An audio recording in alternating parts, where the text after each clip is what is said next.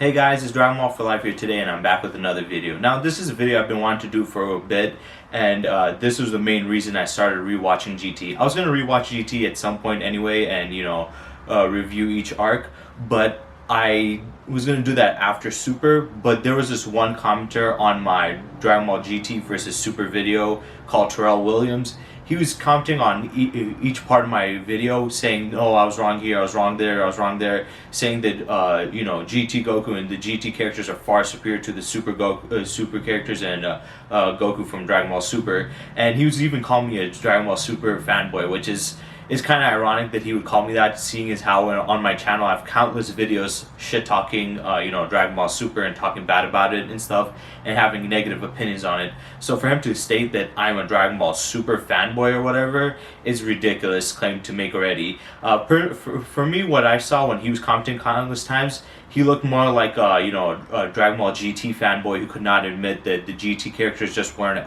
more powerful than the Dragon Ball characters. So I was like, okay, I'll rewatch the show and then I'll gather some information from the show. I'll be looking closely at the feats and statements that are made and what happens in the show to showcase how powerful they are. And I've compiled a bunch of information. This video is going to have some video clips in here, some ones where I'm talking through, and then just clear video clips, because I want to prove 100% for a fact how powerful the GT characters are, especially in comparison to the Super characters.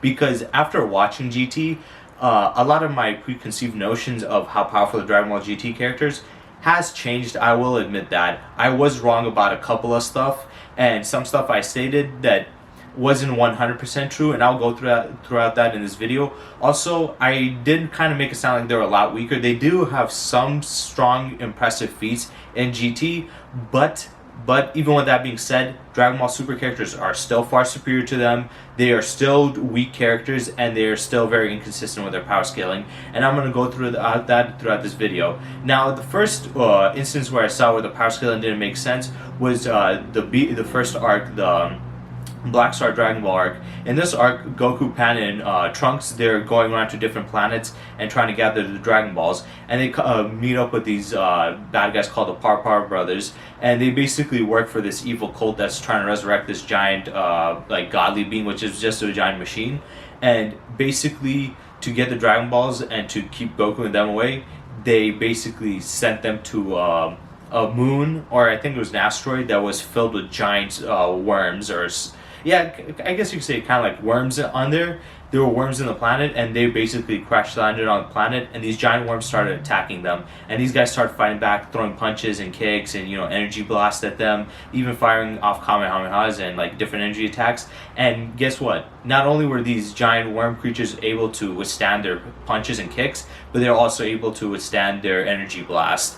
It took an energy blast head on. Now, I'm not saying that these worms can take a 100% energy blast from Goku and these guys, but they are still able to take a significantly powerful enough energy attack to the point where they were talking about, we're screwed, we're gonna die if we don't stop this big threat. And they do fix it, but Goku basically just grabs it by the tail and slams it onto rocks, and that's it. But when they were hitting them with their pure actual physical attacks, like their punches and their kicks and the energy attacks, they did no damage to it. It was able to tank it and even deflect the energy blast off of them. So if they were really that powerful as he was stating, because he was stating that Goku should be fourth dimensional even in his base form because he wiped out a whole dimension, which I'll talk about that later on. But he stated that he should be fourth dimensional, or infinitely fourth dimensional, because he did that. And base Goku in this is actually stronger than Super Saiyan 3 Goku and Z, and they do explain that, they do state it later on, which I will also get onto that. But if he's supposed to be that powerful, if he can destroy a dimension with his attacks and doing this and that, then how come he cannot wipe out some giant worms? And even if you say, well, he wasn't using full power, well, why wasn't he? Why wouldn't he use full power to wipe these guys out?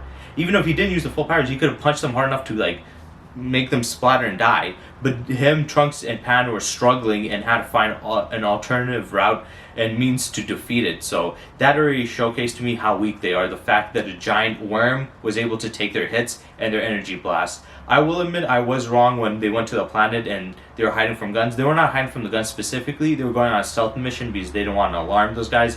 So they attacked like the people there, which he did state. So I will give him props to that. He was right on that regard. But there's still a lot more to it, a lot more than just that. After that, we have the whole fight against Goku versus General Wildo, which, if I'm being honest, this fight doesn't make any sense. We were told by Goku that General Wildo is stronger than Buu, and I'm assuming that he means Kid Buu, not Fat Buu. But he says he's stronger than Buu. We don't know if he might say Super Buu or Buuhan, but there's no real indication that was the case. But even if he's stronger than Kid Buu, that's a ridiculous claim to make. And yes, it is. I'm not saying that they're wrong or they're lying, but I'm just saying it doesn't really make much sense. This is why I mean the power scaling of GT doesn't make sense. Look at what Buu is. Buu is a magical being made out of pure evil. What the hell is General Wildo? He's a cyborg or just a robot made out of like goopy, metallic material, kind of like nanotech. And you're telling me this guy is stronger than Kid Buu? How? He's made out of material that is, metallic material that's on, like, planets and stuff, which, let's be honest, these metallic materials, even if you get the strongest, most hardest, most densest, whatever one, cannot take planet-destroying attacks. So how the hell is this guy power above Buu's when he's made purely out of metal? How is a metal being able to compete with that? And this entire area, they were fighting against robotic beings, which doesn't make sense that robotic beings would be a threat. Obviously, they didn't give Goku a significant threat, but they were enough to do some damage. And the fact that he compared General Wildo to Kid Buu and put him actually above him, it's ridiculous to me when he's just a metallic being. How does that make sense that a being made out of pure metal could do that? So that was already BS too. And then we go into the baby saga in this or arc, and this is where the big argument that a lot of GT fans make to say GT characters are stronger. And they keep on talking about, the fact that Goku was trapped in another dimension and basically destroyed that whole dimension in his base form. But that's not actually correct. If you actually watch the clip, you'll see that that's incorrect. Yeah, we'll be alright as long as I can use my power. We'll just make our own doorway out of here. You'd better hold on tight, Seguro. You got it.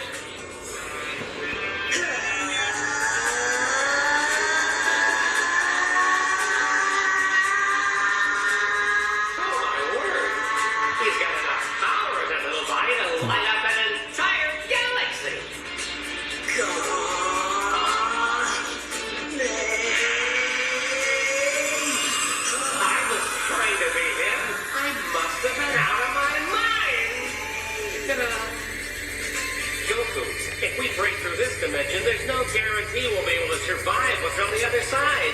That's a risk we'll have to take. But we might die! It's a matter of chance. I see. You're right. Let's play it then, Goku. Our last game. All right.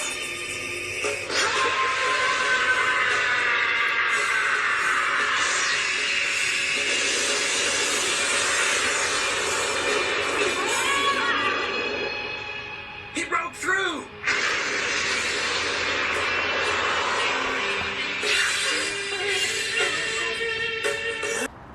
Now, you see in that clip why that was incorrect. I suggested to him and argued with him that he did not destroy the dimension, but just broke a hole through the dimension so he can slip out of it. And they even themselves stated that, yes, Goku stated that he's going to punch a hole through the dimension, and they even said he broke through the dimension. They never said he destroyed the dimension. They just said he broke through it. And breaking through is still impressive to punch a hole through it. But let's be honest, Buu is able to do that through the hyperbolic time chamber by just screaming, and he should be far weaker.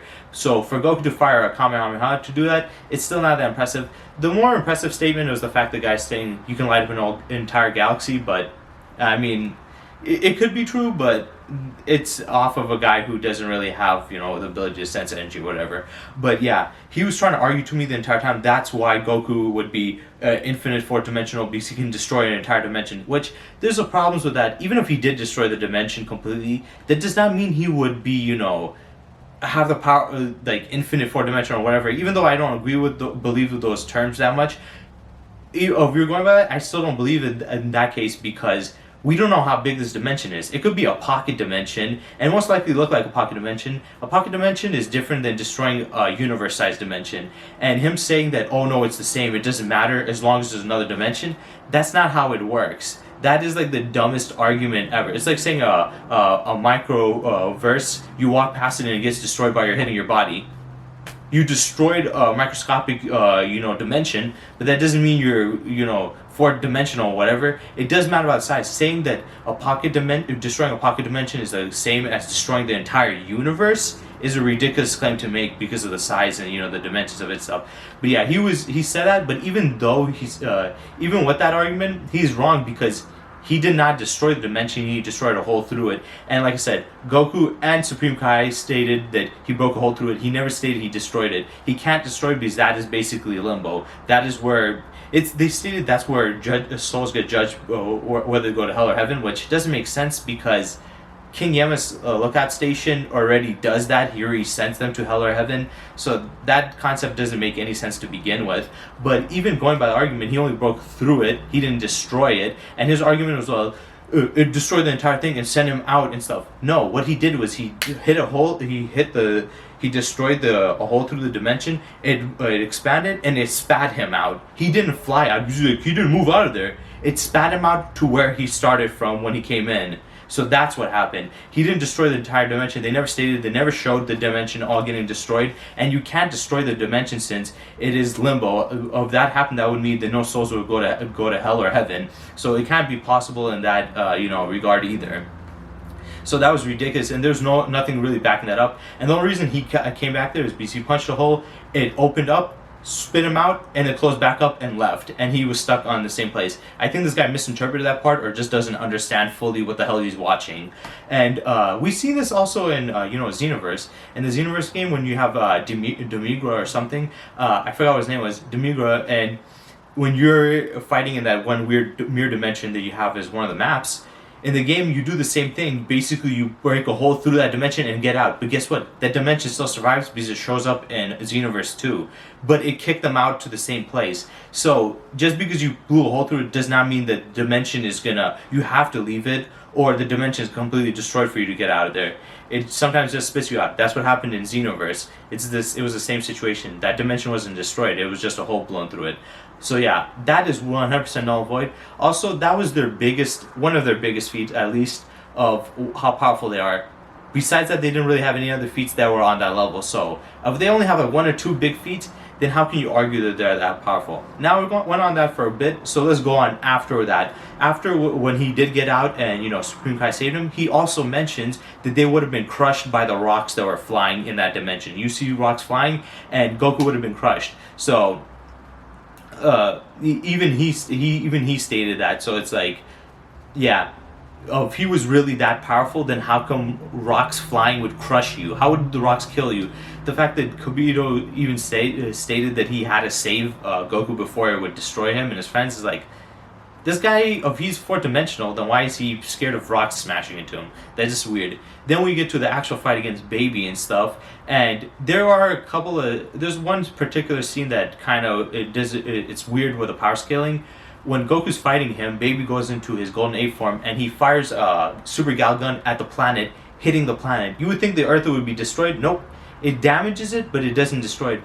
And then, after again, he's about to charge up and do it again, and he said this time with full power it should destroy it, which means that it would take 2 full-powered shots of a Super Gal Gun Kamehameha from Golden Ape Baby to destroy the Earth. I don't have really a clip or an image. I couldn't find it. I did watch the episode. If you guys go watch that fight and stuff, and when he turns Golden Ape, and watch the episodes, you will find it yourself. I'm not lying here. I'm not here to make up stuff just to prove my point or whatever. I have enough information to prove my back up my point. Oh yeah, also I forgot to mention in the previous arc also, Goku fought against this guy that worked he was like the general dude for Mew, and he was this whip creature, and Goku tried to attack the guy who was using the whip, and he jumped up and he pulled out a gun and shot Goku in the face. Now this doesn't seriously hurt Goku or kill him, but he does take damage, and you can see visibly he took damage. Once again, showcasing he's not that powerful. Another one, when he was fighting against the guy's actual form, the Whip Dude,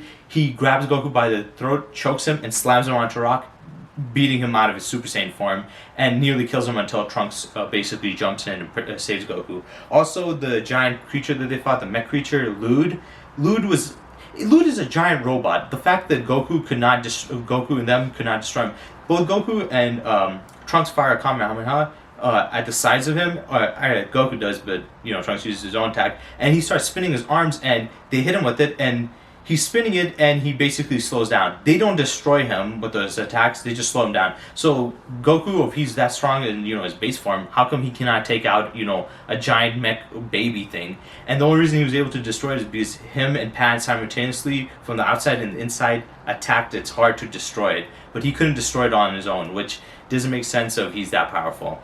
But yeah, going back to the whole Baby arc, there was nothing else I would say feat-wise that would disprove anything or prove anything. Then we go into the Super 17 arc, and this is not a disproving one, but this one showcases how powerful he is. When Super 17 launches at Goku, Goku flies at him, punches him so hard in the gut that he sends him flying all the way to across another halfway to the end of the earth. And then he starts firing these energy blasts all across it, and then Goku comes back halfway across the earth while dodging these to attack him. And as you see in the clip, it shows exactly that. So you guys know now that I'm not trying to, I didn't just look for stuff that made them look weak. I was just looking at feats in general. Just the sad reality was majority of the feats were showcasing them being weaker than what a lot of people think they are. So I'm going to show feats where they show them their strength and how weak they are, because that's how it happened. So that happens. There was no really other feats in that there. Then we get to the Shadow Dragons arc. This is where the feats start piling up a little more. We have we have the Shadow Dragons first coming out, and then we have Popo explaining the severity of their power. You don't know how right you are, Pan. Mr. Popo? Dende! Many years ago, I heard of an evil dragon appearing on the planet Eros. Shortly after, Eros and every star and planet in its galaxy were destroyed.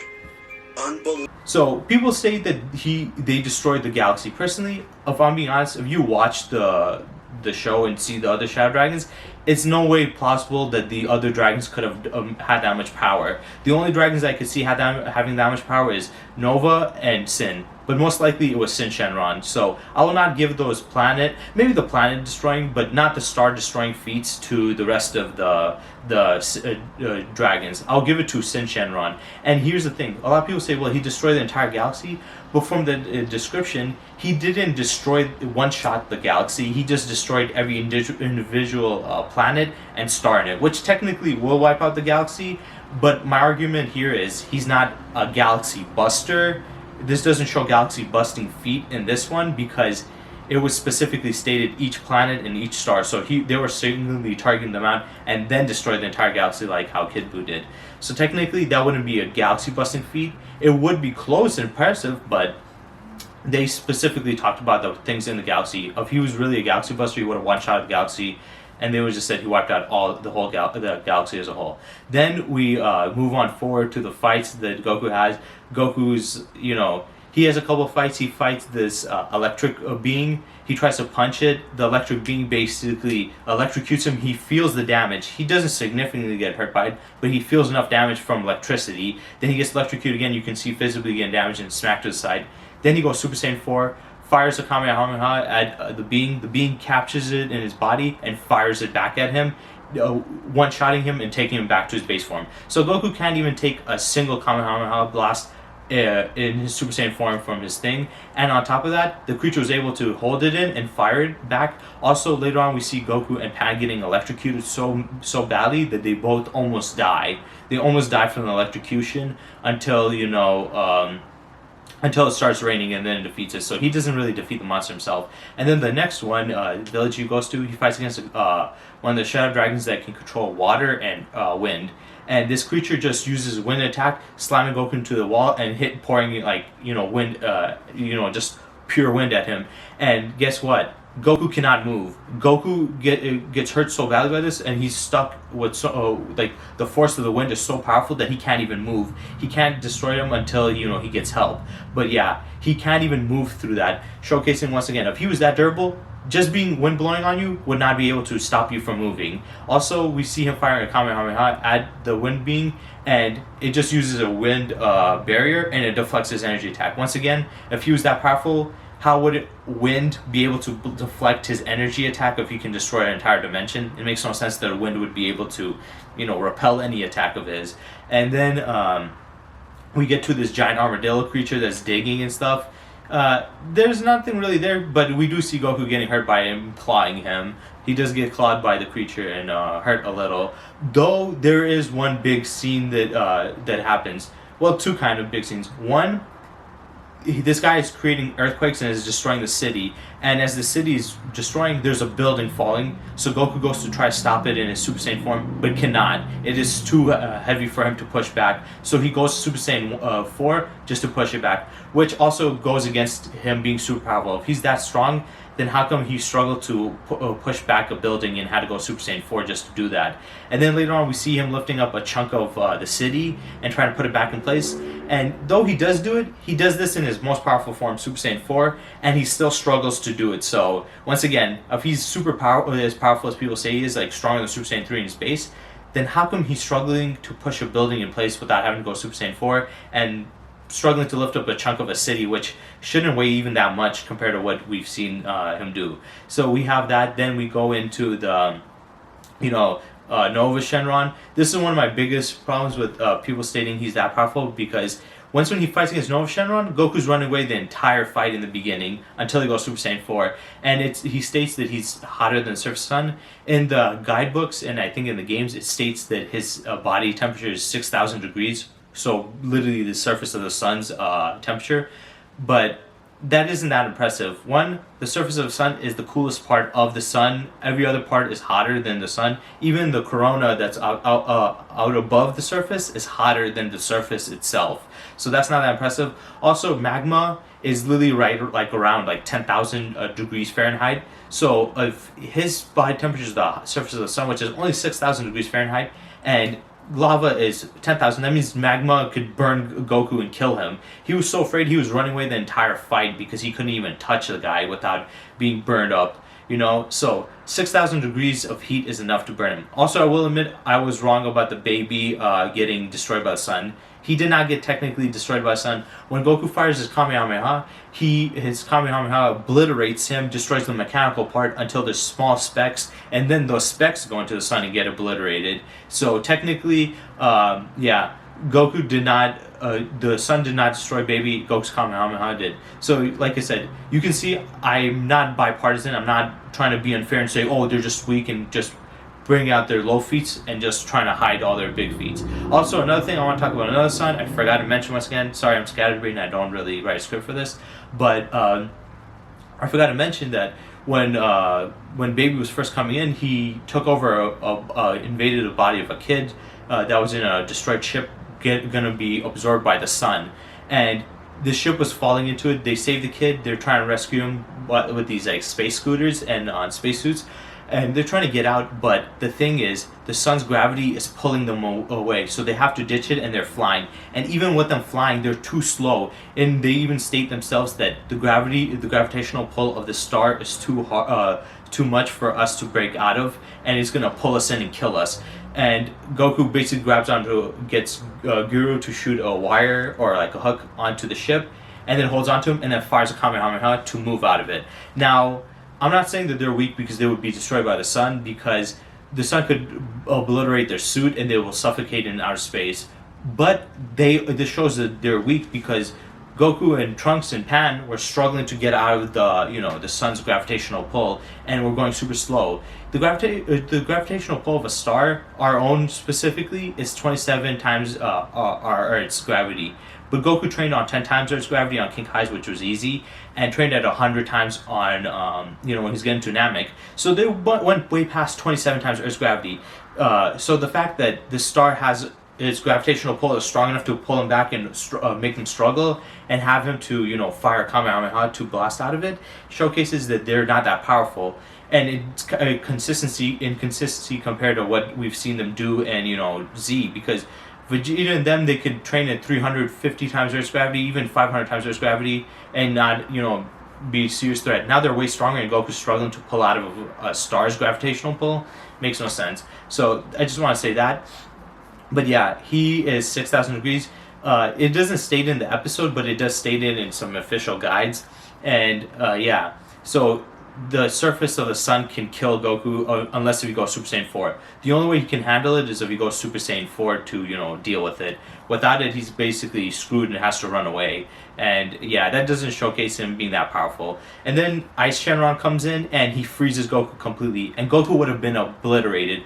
If Nova was more of a, you know, if he was more of a scumbag like Ice Shenron, he would have taken that, if he took the opportunity, he could obliterate and killed Goku. Because Goku was frozen solid. He was not able to move at all. Goku was basically at Nova's mercy. The only reason he didn't die was because Nova did show him mercy, because he was more like humble and stuff.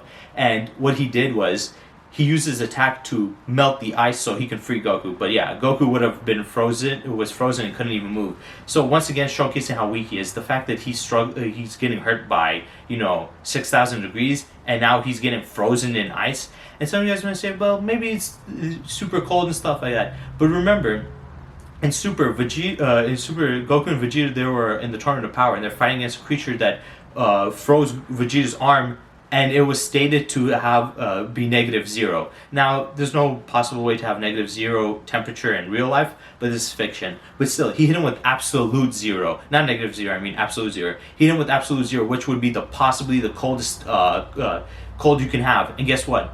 Vegeta didn't feel a thing, and he broke out of it easily. So now we have GT Goku getting fully encased in ice, not telling us how cold it is. Possibly not an absolute 0, and then we have Vegeta who gets hit with absolute 0 in Super and doesn't even feel it. So yeah, that just showcases the difference of level of power there. And then once he breaks out, he threatens to kill Ice Shenron. Ice Shenron's like, sorry, I won't do it again, please just don't kill me. He's obviously lying. He gets ice created and cuts Goku's eyes and basically blinds him. Now, a lot of people do misconstrue this, saying he got cut by glass. He didn't get his eyes cut by glass. He got cut by ice. And though the ice is quite powerful because it did slice a building, let's be honest, these characters have been able to slice buildings easily before. The fact that Goku gets blinded, and for quite a long time throughout the fight, he was blinded. The fact he was even able to be blinded by ice, even if it had his power in it, it didn't have that much power to should have severely blinded him. So once again, showcasing, making him look pretty weak. Then we go past, you know, that after Goku kills him, Sin Shenron comes in, and this is where the feats start getting a little more crazier and stuff and gets higher. And he starts fighting Sin Shenron, and Sin Shenron destroys the city. I don't have a clip here, but there's definitely, you know, it did happen. We know about it. But what happens is Sin Shenron destroys a city, and Goku says, "Whoa, you have the power to destroy a city!" And he's even surprised and impressed by it. And I'm just like, what? Nappa can destroy a city. Nappa literally showed destroying a city. Frieza did the same thing when he was on Namek, and he said, well, even a Saiyan can do that. It's not impressive. Yet now we see Sin Shenron, who's supposed to be far stronger than they've ever been, and this guy destroys a city, and Goku's impressed. What? Why? That made no sense to me. It's just inconsistent. Then when he's fighting him, Goku can't see him, but he can sense him. So Nova to send to get a plan to take him down. He picks up he breaks a clock off of a watchtower and throws it at Goku. Now once again, this is another not inconsistent, but this is another misinformation people get when they talk about GT. They say that Goku got hurt by a clock. Technically, he did not get hurt by a clock. He threw a clock at him, but it did not hurt him. Though Goku did struggle to hold the clock and stop it from hitting him, and he struggled to hold it from stop hitting him. And even if he was super strong enough, why would he need to stop the clock from hitting him? He should have been able to tank it. And yes, I get it. Goku, when he even throws it at Sin Shenron, he dodges it. It cuts the building off. But once again, we've seen them do these types of powers. We saw a mercenary Tao basically chopping a whole tree down with a sword. So it's like, We've seen them being able to do this stuff. Why is he scared of a clock being thrown at him? Even if it's getting thrown at the highest speed possible, the most powerful speed possible, it would just shatter and not damage him. Then we also see later on, while he's getting his ass beat by, Omega, and he's on the ground, he touches a piece of glass and it cuts his thumb in Super Saiyan 4, which this 100% makes him look weaker. How is he getting cut by glass while he's in his most powerful form? Yes, you can say he was hurt, but he was not hurt enough to the point where he was depowered. He was hurt enough where he still had his power. So yeah, Super Saiyan 4 can get cut by glass apparently, and it makes sense. Then we see later on, Vegeta comes into the fray and he's trying to fight, and this is where the power scaling does not make sense, because when Vegeta jumps in to fight, he goes into his grade 8 form, and he doesn't go Super Saiyan first. He just goes to a grade 8 form, and while he's in his grade 8 form, he's going berserk, and he grabs Goku and starts squeezing Super Saiyan 4 Goku, and he actually is hurting him, and he's hurting him until Vegeta gets his conscience back and lets him go. So once again, showcasing how weak he is and showcasing how bad the power scaling is, because if they're really that powerful, like, first of all, how is a grade 8 Vegeta able to hurt Super Saiyan 4 Goku? Not even Super Saiyan grade 8 Vegeta, just grade 8 Vegeta able to hurt Super Saiyan 4 Goku. Sorry for that, my memory card was kind of full, so it kind of cut off on me. But yeah, okay, so like I was saying, he basically got what's the thing called? He went into his grade 8 form and was able to squeeze him. Now this is bad for two reasons. One, this makes the power scale not make sense. How is grade 8 Vegeta able to harm Super Saiyan 4 Goku? He's just grade 8, he's not even Super Saiyan form. And two, it makes Goku and GT characters still look weaker, because of Goku's getting hurt by a grade 8 form in Super Saiyan 4, then how is he able to handle, Super Saiyan, like Goku from Dragon Ball Super and stuff? It doesn't make any sense. So we had that didn't make sense. And then after that, there wasn't really any other big feat in Furrow. Like a bit, I would say. After that part was... so yeah, that was it for those like small feats there, because I think besides that there was no other real small one. But now we're gonna talk about the big main one, and the big reason why a lot of GT fans believe that the Dragon Ball GT characters are universal or very powerful and more powerful than the Dragon Ball Super characters. It's the whole situation with the negative energy from Omega Shenron destroying the Dragon Ball macrocosm. Now, rewatching the episodes and shit and seeing it fully again, how is it described, it 100% proved my point, and you'll see right here. This guy's playing with is nothing to take lightly. If Goku and Vegeta can't stop him, I'm afraid the entire galaxy will be polluted with negative energy.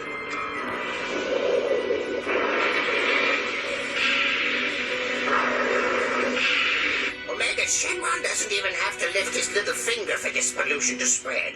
The planet will soon begin to rot and decay at an accelerated rate.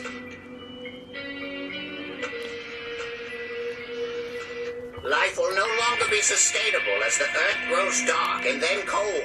At some point it will explode, and the pollution will expand outwards in all directions. Planet after planet will fall in an endless domino effect of destruction.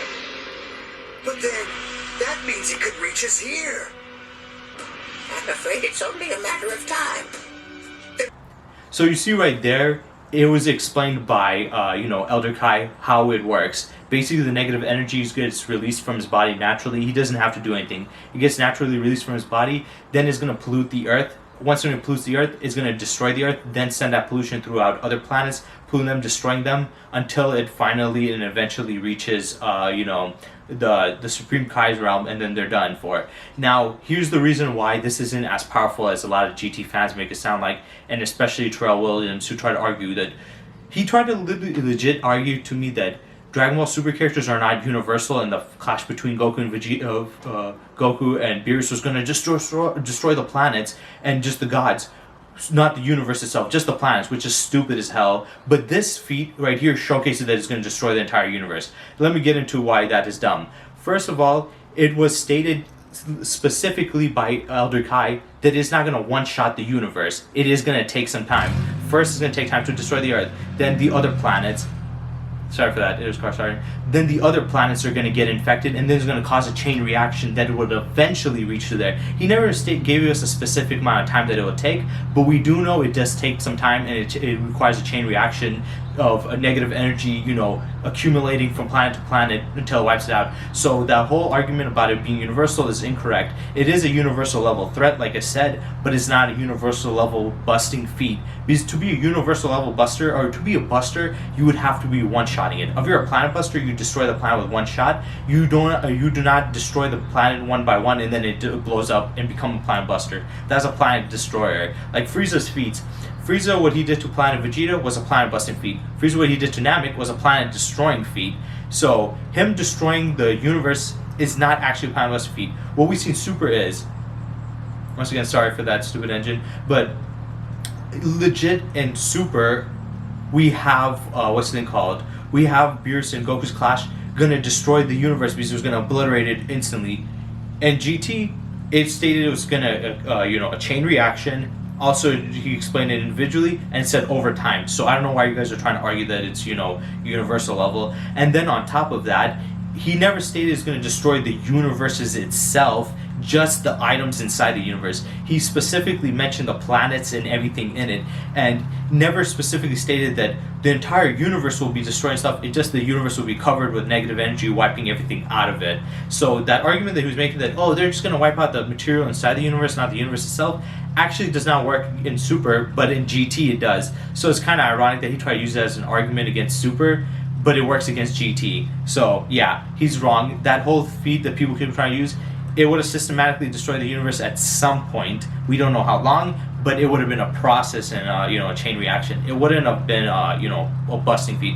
So I would still consider that a universal destroying feat, not a planet, but a universe destroying feat. And it just stated the stuff inside the universe. Whereas Goku and Vegeta, Goku and Beerus, when they stated it was going to be a void, which he was wrong. He said, oh, we just destroy stuff. We said it's a void basically means it destroys all the material in there. Just like what you know, Zeno did. When he wiped out Trunks' timeline, it was a void. They literally stated it was a void. So yeah, he's wrong on that department. And then past that, there's a couple of other stuff that I would say, like when Goku goes into his base form and Vegeta is basically getting depowered, he basically in his just Super Saiyan form, Omega Shenron fires, he fires, what's the thing called? He fires a giant, he fires one of his energy death balls, like the Karma Ball, and Goku in his base is not only able to hold it, but push it back, and even when Omega Shenron is putting more energy into it, Goku's able to handle it and stop it. He nearly dies from it, but he doesn't die. He's able to stop it, showcasing to me how powerful can Omega Shenron be if Goku in his base cannot only hold back his attack, push it back. Also, him pumping more energy into it can still withstand it and even survive it still. He's not that powerful then. Sorry, even in that, if he's against a weaker form like that, how does he not beat him? Or the power scaling is just complete ass. And then, you know, what's the thing called? You have, and then you have Goku doing the Universal Spirit Bomb. And let's get on to that. Goku basically, he's holding a Spirit Bomb, and Shenron's firing, Omega Shenron's firing countless blasts at him. Even one another Karma Ball directly at him, and Goku's not blocking, he's holding up the energy attack. Guess what? Goku tanks all of it. And base. So tell me this: how is Goku in base be able to take all of his energy attacks and his big one if he's far significantly stronger than him and superior than him? Once again, showcasing that maybe Omega Shenron is not that powerful. And I'll get into a little more of it after I finish the rest of the stuff. So then we get into Goku using the Universal Spirit Bomb. He got easily obliterated. Some people might say, well, this makes him universal, but here's the thing. The Spirit Bomb used life force from the universe, not a power equivalent to the universe itself. It used life force throughout the universe and stuff, which is impressive, but if you think about it, how many planets could be out there in the universe with life on it? There couldn't be countless, and the ones they shown weren't that many to begin with anyway, so there will still be a limited amount. And Omega Shenron didn't even fight back that well. The moment it hit him, he got instantly obliterated and barely could handle it, so he wouldn't be anywhere near that universal level of destroying power anyway, which would 100% disprove the whole he's a universe buster, if you want to go by that argument. But yeah, so that just disproved it. So there's nothing in GT that after rewatching it that would pinpoint that they will be above super characters.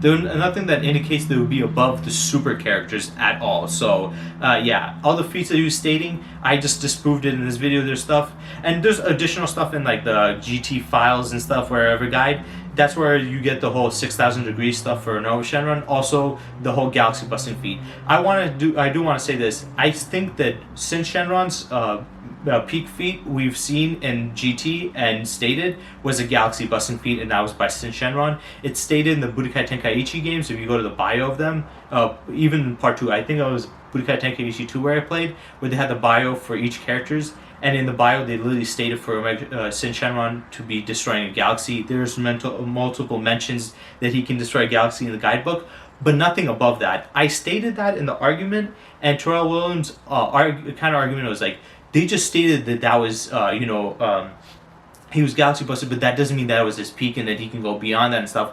But no, there isn't. There was no indication in the show that he's beyond galaxy level, and there was no indication in even the secret files and all these guidebooks that stated that he was above galaxy. I would put him, I could definitely see him as galaxy plus or multi-galaxy level, but not universal level or anything above that or anything crazy like interdimensional or artiversal, any of these other BS arguments that somebody trying to make.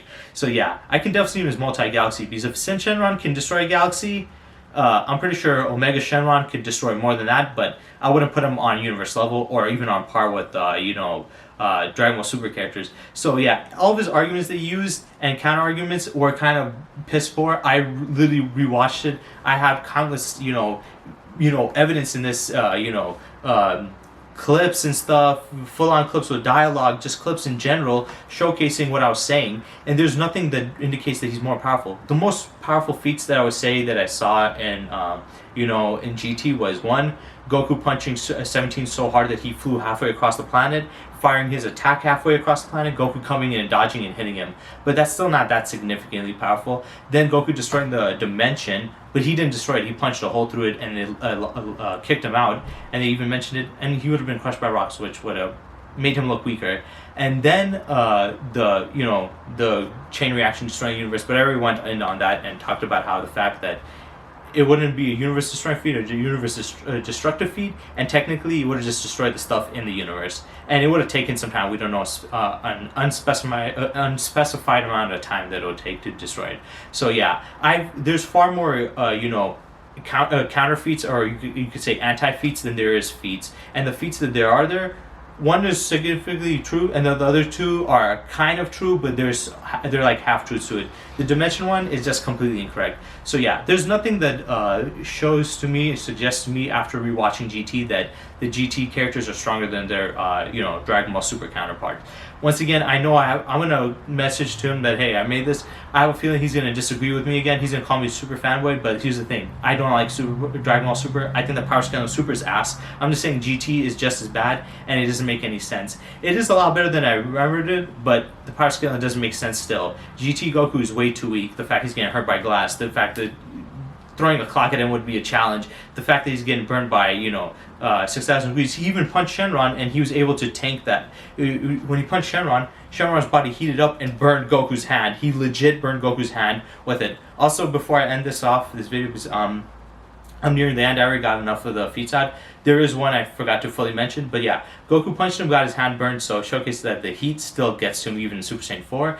And also, we see later on in the fight that's going on, Nova Shenron actually comes out and he's fighting against Sin Shenron, he basically turns into Sin Shenron. No, actually he's not Sin Shenron. He's still Omega Shenron, just minus one Dragon Ball, which was Nova's one. He basically traps him in this heat cage thingy, grabs him up, pins him up here, and then he states to him that the heat itself, he can't fight back, and if he attacks him or whatever, the heat's gonna burn him to a crisp, and that he's planning to blow up the thing to obliterate Omega Shenron and burn him to a crisp. Omega Shenron does survive it, but it's because he transfers his Dragon Balls into him, basically taking over Sin Shenron's body, so when it explodes, it does no damage to him, and then he breaks out of it like a shell. So yeah, the only reason Omega Shenron was able to survive was because he inhabited, Nova Shenron's body. But if he didn't, he would have been dead. Like Nova said, he would have been burnt to a crisp, and he knows it. Because if that wasn't the case, he wouldn't have made such a desperate attempt. But yeah, basically what that means is Nova Shenron would have been killed by the heat of, Omega Shenron, sorry, would have been obliterated by the heat of Sin Shenron, which is only hot as the surface of the sun, or 6,000 degrees. So even Omega Shenron cannot handle that heat. And don't say, well, what about Dragon Ball Super characters? We literally saw in the Broly movie them fighting inside a lava pit. They literally went through lava, and like I said, lava is hotter than the surface of the sun. It's 10,000 degrees Fahrenheit. So yeah, that just showcases these guys are so weak that all you need is the heat of the sun to obliterate them. And the guy tried to argue, well, the heat of the sun can kill it. No, it cannot kill anybody unless you're weak as hell. I mean, Goku, when he was punching, Beerus, his attacks were obliterating planets and stars. And if you're destroying the entire universe, you would be destroying stars. So if you can't handle the heat of a sun, then how the hell are you going to destroy an entire universe with stars in it, So yeah, that's all I had to say. I hope you guys enjoyed this video. I did put quite a bit of effort in it. I had to watch all of GT, had to take, a lot of clips, recording and stuff, do a lot of stuff. I'm going to be doing a lot of stuff in editing and stuff for this video. But I really had to bring it out because he was completely trying to discredit my arguments. And he did have some fair points. I will give him that. There's some stuff I did get wrong. But rewatching it, I'm still correct in the end of the day, and majority of the stuff I'm right about. GT Goku does not compare at all to Super Goku, and the GT characters don't even compare to the Z characters when you look at the feats, not just scaling, like, oh, this character, Goku's base form is, Super Saiyan 3 level. But feats-wise, he's not that powerful, and I already disproved it in this video. So once again, I hope you guys enjoyed. Terrell Williams, if you disagree, just know I had my evidence. You need to bring your evidence to disprove my argument now, because I already give you the one. But personally, I feel like this is going to be my last video of GT. I don't want to talk about GT again. I just want to talk about, Dragon Ball now and Super, especially since Super's coming back. I don't want to focus on that. So yeah, for the next few videos, I'm going to have some big ideas coming up, some big plans and stuff, some really good videos you're going to enjoy. And I'm also going to be reviewing Dragon Ball Super again, rewatching Dragon Ball Super and reviewing each arc and just talking about how I felt about it as a whole. But yeah, I hope you guys enjoyed, and stay tuned for next time.